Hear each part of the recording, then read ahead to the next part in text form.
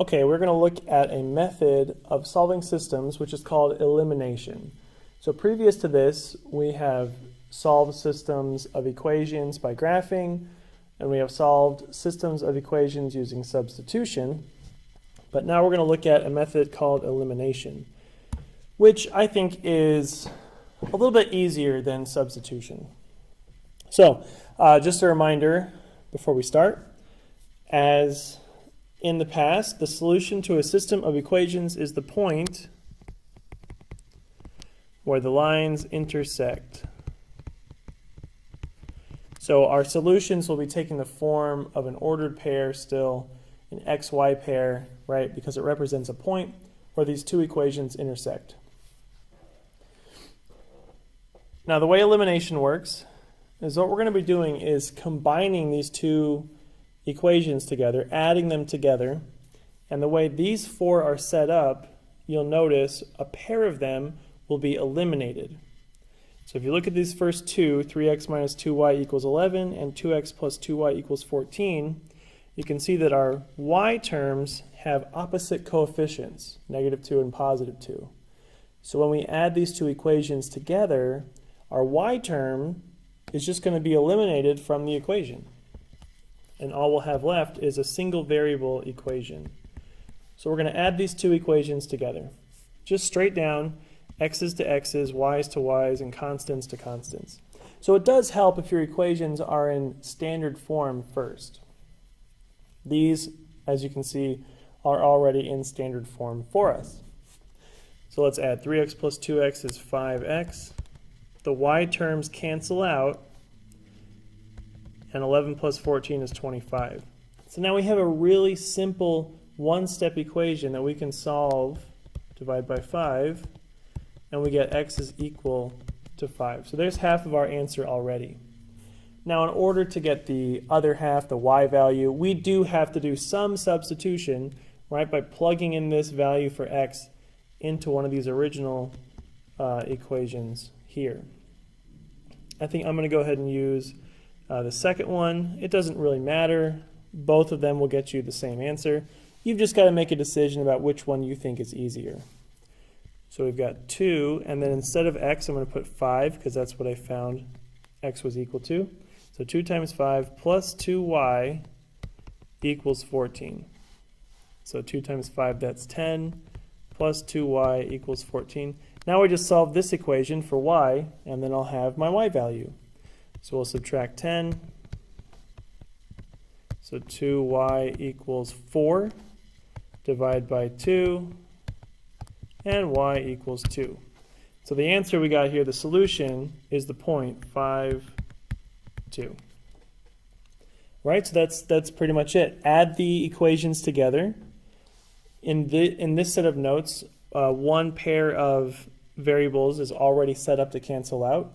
Solve the equation you get left for whatever variable you have. In this case it was x, and then substitute to find the other half. Let's move on to example B. Same idea, we're going to add these two equations together. Just by looking at them, you can see that our y terms again are going to cancel out. So 4x plus x is 5x. The y's do cancel. And -2 plus -13 is -15. And dividing by 5 to solve, we get x equals -3. Very quick method to getting that first value, right? The first half of our answer, we got that very quickly. And now we just have to decide which of these equations looks a little easier. I think the second one does. But again, it doesn't really matter. Whatever equation you pick will give you the other value. So plug in -3 for x. So just x, -3. And then minus 5y equals -13. And then we just solve this equation for y. We're going to add 3. So -5y equals -10. Divide by -5. And y equals 2. So the answer, the solution, is the point -3, 2. So much faster than substitution. Now, again, we do have to substitute a little bit, like we did right here, but not too bad. Let's look at example C.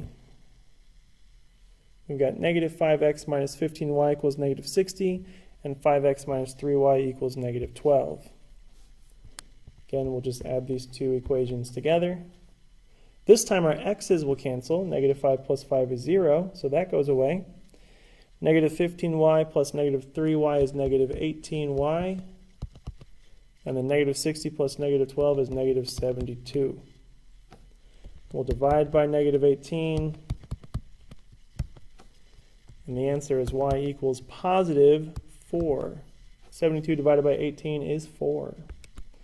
All right, now that we have one half of our answer, we have to find the other half. Looking at these, I think maybe the second equation looks a little easier. But again, it doesn't matter.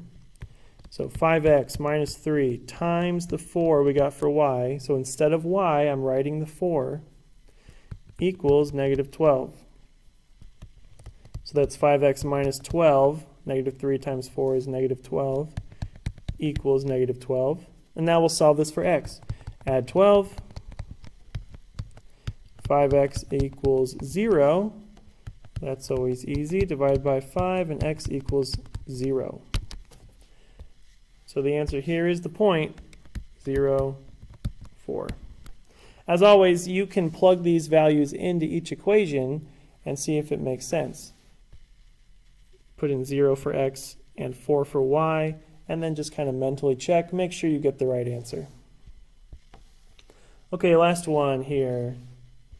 Same idea, add the equations together. For this set of notes, all these equations are set up to where all you have to do is add them. We will look at some examples later on that do get a little more complicated, but for now, they're already set up for you.